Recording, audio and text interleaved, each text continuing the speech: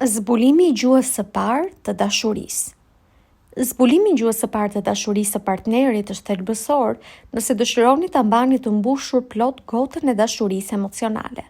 Por fillimisht, sigurohuni që jeni të vetëdijshëm për gjuhën tuaj të dashurisë. Tani që kemi folur për 5 gjuhët emocionale të dashurisë, fjalët vlerësuese, koha cilësore, marrja e dhuratave, shërbimet e dobishme, kontakti fizik, disa individ do ta kuptojnë menjëherë se cila është gjuha e tyre, por edhe bashkëshortit të tyre. Për disa të tjerë nuk do t'jetë kaq e lehtë. Disa janë si Markusi, i cili pasi dëgjoi se cilat ishin 5 gjuhët emocionale të dashurisë, më tha: "Nuk e di, 2 prej tyre janë të përshtatshme për mua." "Cilat janë ato?" e pyeta gjithë kureshtje. "Kontakti fizik dhe fjalët vlerësuese," u përgjigj. "Çfarë nën kupton me kontakt fizik?" Po kryesisht e kam fjalën për seksin," u përgjigj Markusi. Guxova ta pyesja më tej dhe i thash: "Të pëlqen kur gruaja të përgëdhel flokët, kur të bën masazh shpine, kur të shtrëngon dorën, kur të puth apo kur të përqafon në çastet kur nuk jeni duke kryer marrëdhënie seksuale?" "Bëjnë punë edhe këto," tha ai. "Nuk do t'i refuzoja, por më kryesorja është marrëdhënia seksuale." Pikërisht me anë të saj e kuptoj nëse ajo më dashuron vërtet. Pasi e lash mënjan temën e kontaktit fizik për një moment, ju ktheva fjalëve vlerësuese dhe e pyeta: "Kur thua se fjalët vlerësuese janë gjithashtu të rëndësishme, çfarë konstatimesh të ndihmojnë më shumë?" "Po thuaj se të gjitha nëse janë pozitive," u përgjigj Markusi. "Kur më thot sa bukur dukem, sa i zgjuar jam, sa punëtor jam, kur shpreh vlerësimin e saj sa herë që bën ndonjë punë në shtëpi, kur bën komente pozitive kur kaloj kohët me fëmijët, kur më thot se më dashuron, të gjitha këto kanë shumë rëndësi për mua." "Ke marrë shpesh komente të tilla nga prindërit e tu kur ke qenë i vogël?" "Jo shpesh," më thaj. "Nga prindërit merrja më së shumti kritika dhe urdhra." Besoj se kjo ishte një nga arsyet kryesore pse e vlerësova Alician, sepse ajo më shprehte shumë fjalë vlerësuese. Tani do të bëj një pyetje tjetër. Nëse Alicia do të plotësonte nevojat e tua seksuale, që do të thotë nëse ti do të bëje seks cilësor, aq shpesh sa dëshiron, por do të shprehte komente negative apo të bënte vërejtje kritike duke të nënvlerësuar në sy të tjerëve, mendon se do të ndihesh i dashur nga ajo? Nuk ma do mendja," ma ktheu ai. "Mendoj se do të ndihesha i tradhtuar dhe shumë i lënduar. Mendoj se do ishte një situatë vërtet shqetësuese." "Markus," i thash unë, "mendoj se sapo zbuluam se gjuha jote e parë e dashurisë është fjalët vlerësuese. Marrëdhëniet seksuale janë shumë të rëndësishme për ty dhe për intimitetin që ti ke ndërtuar me Alician. Megjithatë, fjalët e saj vlerësuese janë shumë herë më të rëndësishme për ty në aspektin emocional. Në fakt, nëse ajo do të tregoj kritike ndaj teje dhe do të nënvlerësonte në sy të tjerëve, do të vinte një moment kur ti nuk do të dëshiroje më të krye marrëdhënie me të, sepse ajo do të përfaqësonte një burim dhimbjeje të thellë për ty." Markusi kishte bërë gabimin e zakonshëm që bëjnë kryesisht meshkujt. Afër mendsh kishte menduar se kontakti fizik ishte gjuha e parë e dashurisë, meqë dëshira e tyre për marrëdhënie seksuale ishte shumë e fortë. Dëshira seksuale ka baza të forta fizike tek një mashkull. Dëshira për marrëdhënie seksuale stimulohet nga qelizat e spermës dhe lëngu seminal në vezikat seminale. Kur vezikat seminale janë plot, ato ndikohen nga një nxitje fizike për t'u çliruar. Si rrjedhoi, dëshira mashkullore për marrëdhënie seksuale ka një origjinë fizike, ndërsa te femrat kjo dëshirë seksuale stimulohet më shumë nga emocionet. Nëse ajo ndihet e dashur, e admiruar apo e vlerësuar nga bashkëshorti, ndjen dëshirë për intimitet fizik me të. Por pa afrinë emocionale, dëshirat e saj seksuale mund të jenë të pakta. Dëshira e saj biologjike seksuale lidhet ngushtë me nevojën emocionale për dashuri. Mashkulli ndikohet fizikisht për t'u çliruar seksualisht në periudha të rregullta, prandaj automatikisht mendon se kjo është gjuha e tij e parë e dashurisë. Por, nëse kontakti fizik nuk i pëlqen në momente të tjera apo në veprime që nuk kanë lidhje me seksin, atëherë gjuha e tij e dashurisë është një tjetër. Dëshira seksuale ndryshon shumë nga nevoja emocionale për t'u ndjerë i dashur nga tjetri. Kjo nuk do të thotë se marrëdhënia seksuale nuk është e rëndësishme për të. Është, por vetëm marrëdhënia seksuale nuk do të përmbush nevojën për t'u ndjerë i dashur. Edhe bashkëshortja e tij mund të flasë njëjtën gjuhë dashurie si vetaj. Në fakt, kur bashkëshortja flet gjuhën e tij të parë të dashurisë dhe gota e saj e dashurisë është plot, kur ai flet gjuhën e saj të parë të dashurisë dhe gota e tij e dashurisë është plot, atëherë aspekti seksual i marrëdhënies së tyre është i shkëlqyer. Pjesa më e madhe e problemeve seksuale në një marrëdhënie nuk ka të bëjë me teknikën fizike, por se gjithçka ka të bëjë me përmbushjen e nevojave emocionale. Pas bisedës sonë dhe reflektimit që i bëm të dy situatës, Markusi më tha: "E di, mendoj se ke të drejtë. Fjalët vlerësuese është vërtet gjuha ime e parë e dashurisë. Sa herë që ajo është treguar kritike dhe më ka nënvlerësuar, unë jam prirur të largohem seksualisht prej saj dhe fantazoj për femra të tjera. Por sa herë që më thot sa më vlerëson dhe më admiron, dëshirat e mira seksuale drejtohen tek ajo." Markusi kishte bërë një zbulim domethënës për gjatë bisedës sonë. Si ta kuptoni cila është gjuha e parë e dashurisë për ju? Çfarë ju bën të ndiheni më i dashur ose më e dashur nga bashkëshorti juaj? Çfarë dëshironi më shumë se gjithçka tjetër? Nëse përgjigjet për këto pyetje nuk ju vijnë një herë ndërmend, ndoshta ju vjen në ndihmë keqpërdorimi i gjuhëve të dashurisë. Cilat janë fjalët apo veprimet që bashkëshorti thot apo bën, apo nuk thot apo nuk bën, që ju lëndojnë më shumë? Për shembull, nëse ju lëndojnë nga fjalët kritike, nga fjalët paragjykuese të bashkëshortit, atëherë gjuha juaj e dashurisë është fjalët vlerësuese. Nëse gjuha juaj e parë e dashurisë keqpërdoret nga ai apo ajo, pra ai ajo bëjnë krejt të kundërtën, ju do të lëndoheni më thellë se një person tjetër, sepse jo vetëm që refuzon të flasë gjuhën tuaj të dashurisë, por po e përdor atë për t'ju lënduar në zemër. Mbaj mend Maryn dhe Kitcherin në Ontario, e cila më tha: "Doktor Chapman, ajo që më lëndon më shumë është se Roni nuk bën as përpjekjen më të vogël për të më ndihmuar në shtëpi. Rri e shikon televizor, teksa unë bëj të gjitha punët. Nuk arrit ta kuptoj si e bën këtë nëse më dashuron vërtet." Lëndimi më i madh i Maryt, pra, kryesisht që Roni nuk e ndihmonte me punët e shtëpisë, ishte treguesi kryesor se gjuha e parë e dashurisë për të ishin shërbimet e dobishme. Nëse hidhëroheni pa mas që bashkëshorti juaj ju bën rrallë dhurata për raste të veçanta, ndoshta gjuha juaj e parë e dashurisë është marrja e dhuratave. Nëse lëndoheni për faktin se bashkëshorti nuk kalon shumë kohë cilësore me ju, atëherë pikërisht ajo është koha për të kuptuar se është gjuha juaj e parë e dashurisë. Një mënyrë tjetër për të zbuluar se cila është gjuha juaj e parë e dashurisë është të ktheni kohën të analizoni në kohë martesën tuaj dhe të pyesni veten: çfarë kam kërkuar unë më shumë nga bashkëshortja apo bashkëshortja? Ajo çka keni kërkuar më shumë me gjasa është gjuha e parë e dashurisë për ju. Këto kërkesa me siguri janë interpretuar nga bashkëshorti juaj si ankesa, por në fakt nuk kanë qenë gjë tjetër veç se përpjekje për të siguruar dashurinë emocionale nga ajo apo ai. Elizabeta, e cila jetonte në Marysville, në Indiana, ka përdorur pikërisht këtë mënyrë për të zbuluar gjuhën e saj të parë të dashurisë.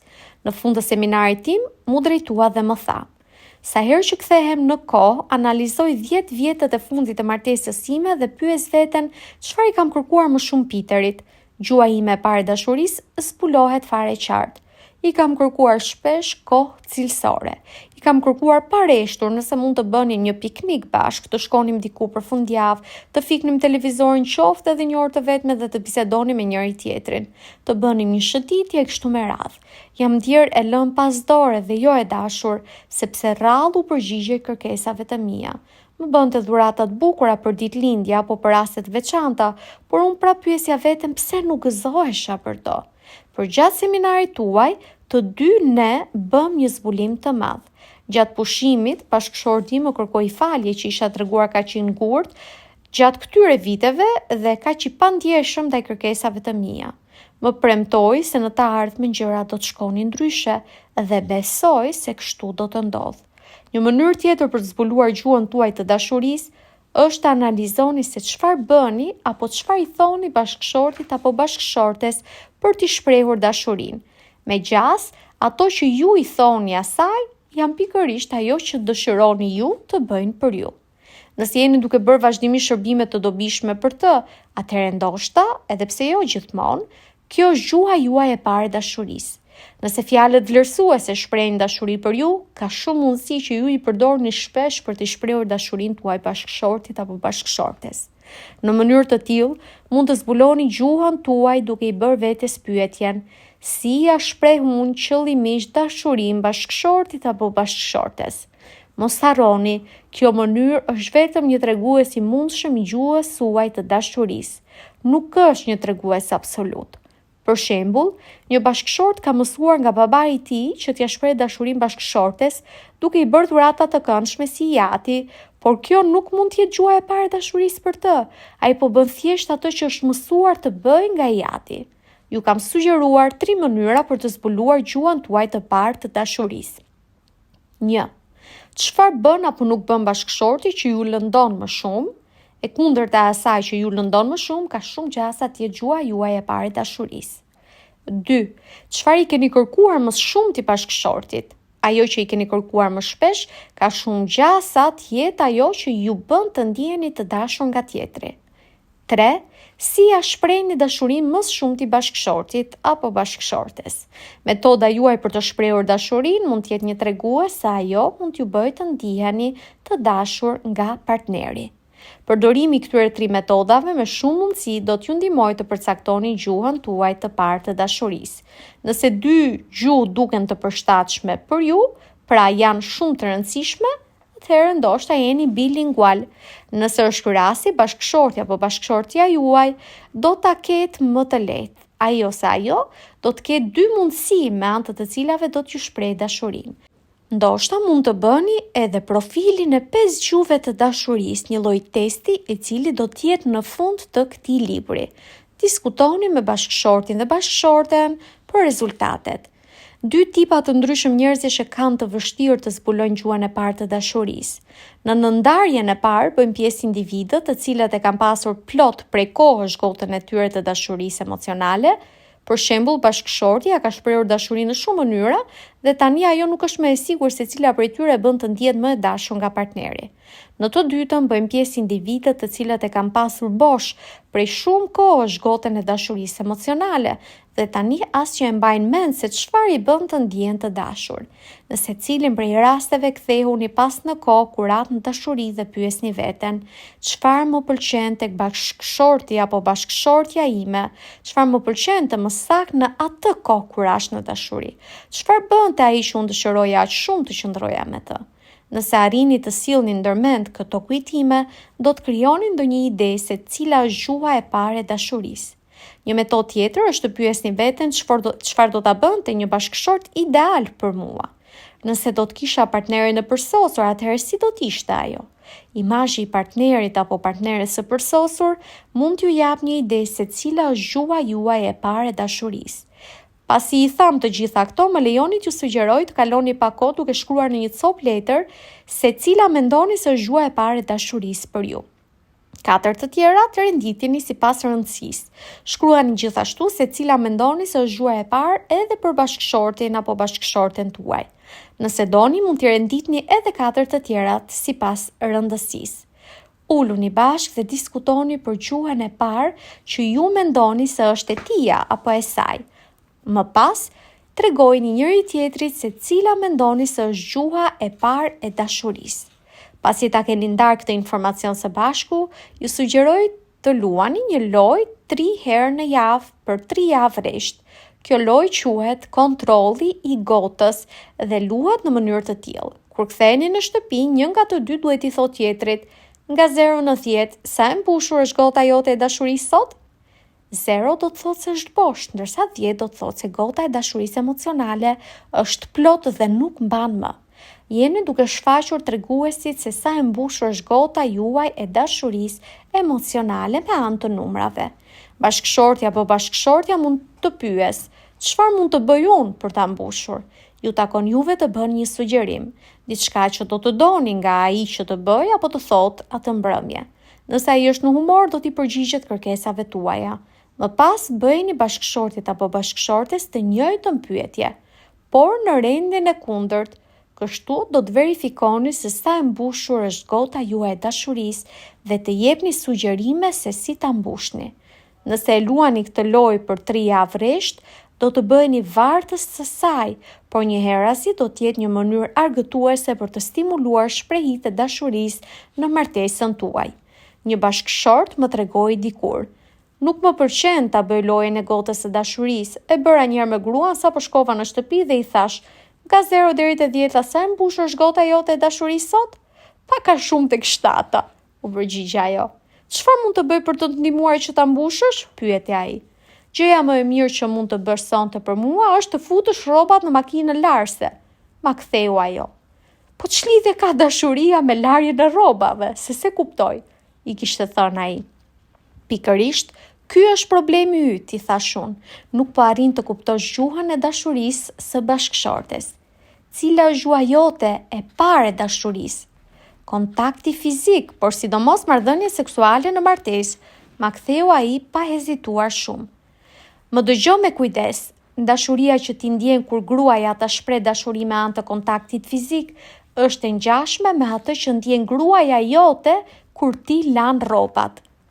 "Le t'i lajm pra", thirrë ai me sa kishte në kokë. "Do t'i laj rrobat çdo natë nëse ajo ndihet më mirë kështu." Nëse nuk e keni zbuluar ende gjuhën tuaj të parë të dashurisë, vazhdoni të mbani shënim rezultatet e lojës së gotës. Kur bashkëshortit ju pyet se çfarë mund t'ju bëj për të ndihmuar, me siguri do t'i sugjeroni diçka që ka me do e mos lidhje me gjuhën tuaj të parë të dashurisë. Ndoshta mund të kërkoni gjëra që përfshihen tek të pesta gjuhët e dashurisë, por kërkesat më të mëdha do të përqendrohen tek parsorja. Ndoshta shumë prej jush po mendojnë atë çka më tha mua një çift në Zion, në Illinois. "Doktor Chapman, gjithçka duket e mrekullueshme kështu, por po në rastin kur gjuha e parë e bashkëshortit është diçka që nuk të vjen natyrshëm?" Pikërisht për përgjigjen e kësaj pyetje do të flasim në kapitullin e ardhshëm. Tani, radha juaj. Mendoni se deri tani keni arritur të krijoni një përshtypje për gjuhën e bashkëshortit apo bashkëshortes? Po ai ose ajo për tuajën. Çfarë mund të bëni më shumë për ta eksploruar më mirë?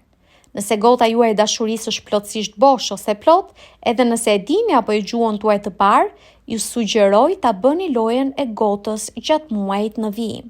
Kërkoni vlerësimin nga 0 në 10 për 3 net brenda një jave. Më pas dëgjoni sugjerimet e bashkëshortit apo bashkëshortes për të arritur shkallën e vlerësimit për të. Nëse ai apo ajo ju vë gjithmonë 10, mund të rini të qetë, por kurse si mos rreshni së dashuruari. Dashuria është zgjedhje. Si mund të flasim gjuhën e dashurisë së njëri tjetrit kur jemi të lënduar, të mërzitur, apo mbajmë një mëri që i përkasin së shkuarës sonë? Përgjigja e kësaj pyetjeje gjendet në natyrën themelore të njerëzimit. Ne jemi krijesa që zgjedhim. Kjo do të thotë se kemi aftësinë të bëjmë zgjedhje jo të mira, gjë që na ka ndodhur të gjithëve. Kemi shprehur fjalë kritike dhe kemi bërë gjëra që kanë lënduar të tjerët. Nuk jemi krenar për këto zgjedhje, edhe pse në momentin e tyre na janë dukur të arsyeshme. Por fakti që kemi bërë zgjedhje jo të mira në të kaluarën nuk do të thotë se duhet i bëjmë edhe në të ardhmen. Por mund të themi më fal, e di që të kam lënduar, por dua të ndryshoj të ardhmen tonë. Dua të të dashuroj në gjuhën tënde. Do të doja të plotësoja nevojat e tua. Kam dëshmuar shumë martesa që kanë shpëtuar në prag të divorcit kur çiftet zgjedhin të dashurojnë. Dashuria nuk e fshin me magji të shkuarën, por ndryshon të ardhmen. Sa herë që ne zgjedhim shprehje të njëpasnjëshme të dashurisë sipas gjuhës së parë të dashurisë së bashkëshortit, krijojmë një klimë emocionale në të cilën mund të përballojmë konfliktet dhe dështimet e së shkuarës. Brenti ishte në zyrën time, si lëviztas qerpiku dhe dukej si një njeri pa ndjenja. Nuk ishte ardhur aty me dëshirë, por sepse ja kisha kërkuar unë. Një javë më parë, bashkëshortja e tij, Beki, ishte ulur në po të njëjtën karrige dhe vetëm qante. Mes shpërthimeve në lot, arriti të më thoshte se Brenti i kishte thënë se nuk e dashuronte më dhe do të largohej. Ishte shkatëruar. Por, sa po e mblodhi paksa veten, më tha: "Jemi përpjekur shumë këto 2-3 vitet e fundit. E dija se nuk po kalonim shumë kohë bashkë si dikur, por mendoja se po punonim të dy për një qëllim të përbashkët. Nuk arrija t'u besoja fjalëve që po më thoshte. Gjithmonë kishte qenë një person i dashur dhe bujar, është një baba shumë i mirë me fëmijët tanë. Si arritit na e bënte këtë? Vazhdoi ajo. E dëgjoja pak kësa, teksa përshkruante 12 vjetët e martesës së tyre. Ishte një histori të cilën në fakt e kisha dëgjuar kush e di sa herë.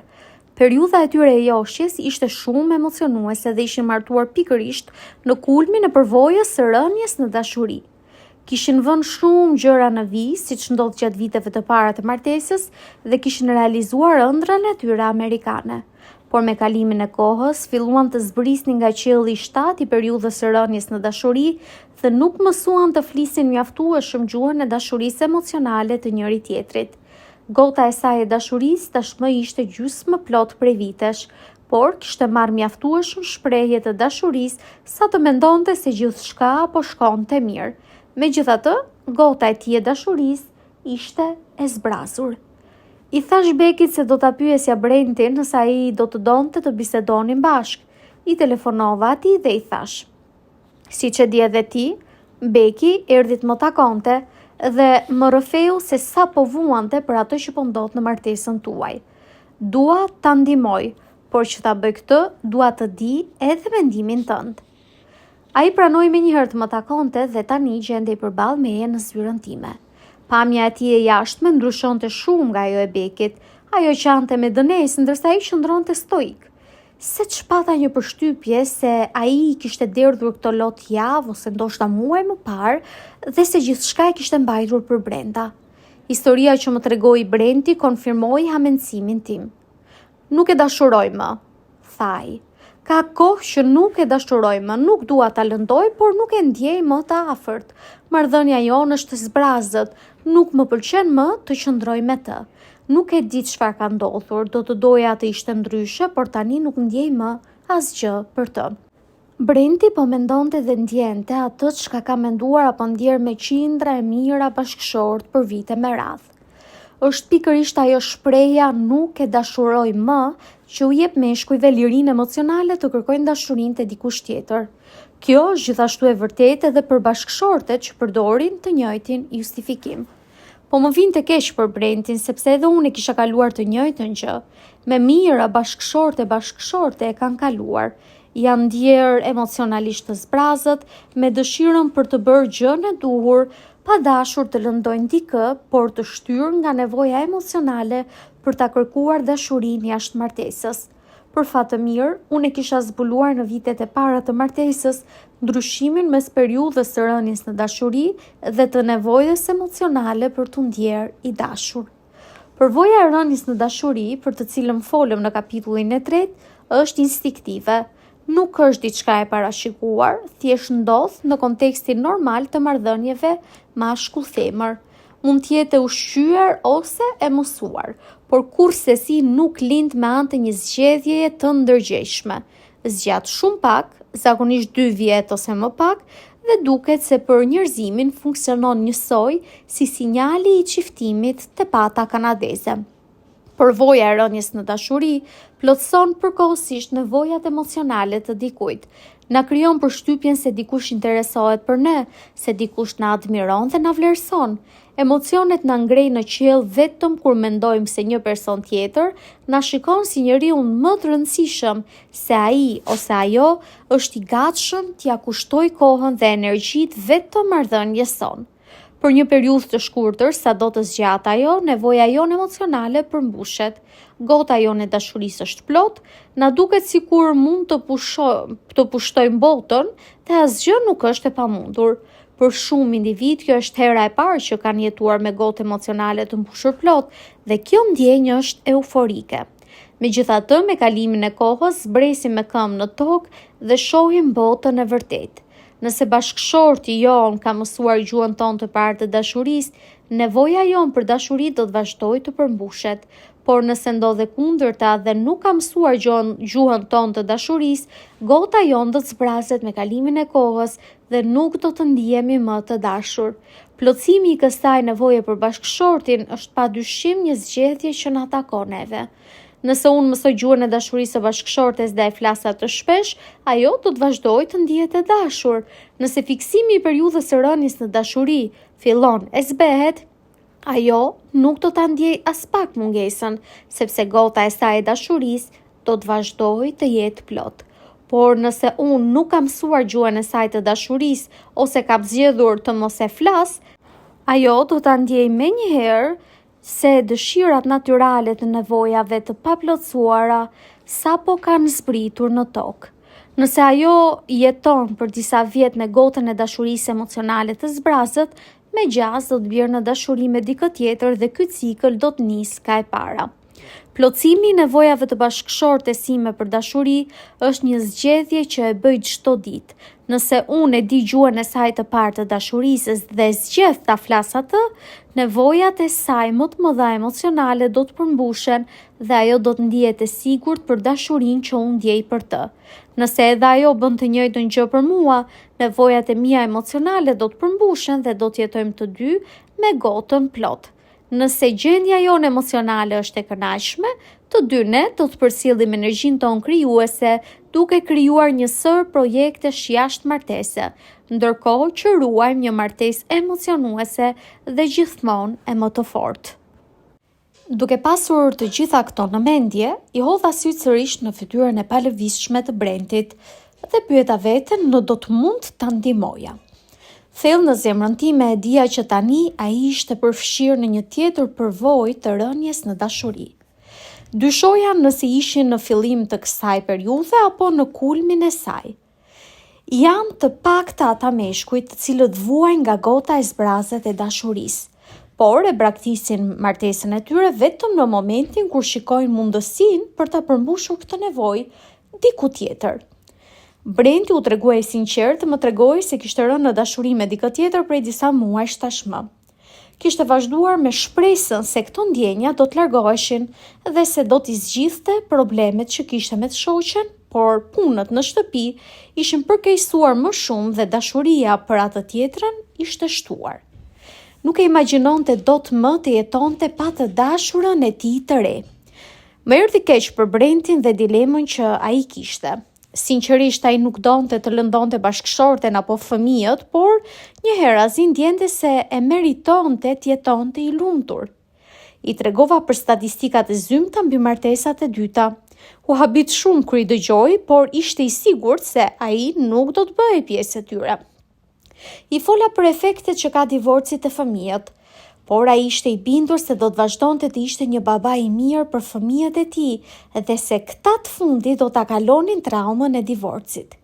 Bisedova me Brentin për pikat kyçe të këtij libri dhe i shpjegova ndryshimin mes përvojës së rënies në dashuri dhe nevojës së thellë për t'u ndjerë i dashur. Ja shpjegova të pesta gjuhët dhe sfidova që t'i jepte një mundësi tjetër martesës së tij.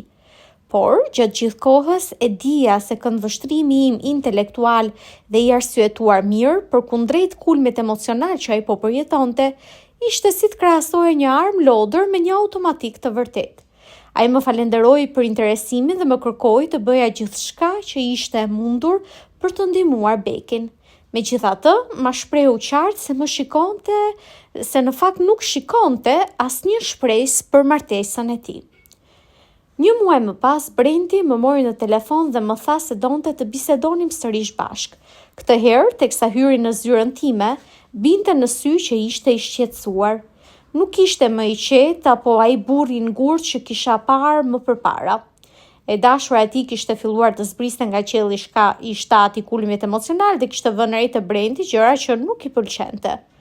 Po tërhiqej nga marrëdhënia e tyre dhe ai ndihej shkatëruar për këtë arsye. Syt ju mbushën me lot, teksa më tregonte sa e rëndësishme ishte ajo për të dhe se nuk e përballonte dot refuzimin e saj.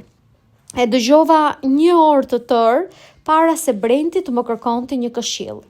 I thash se e kuptoja dhimbjen e tij dhe i shpjegova se ajo që po përjetonte ishte hidhërimi natyral emocional i një humbjeje dhe se kjo dhimbje nuk do të kalonte brenda natës. Megjithatë, i shpjegova se kjo përvojë ishte e pashmangshme.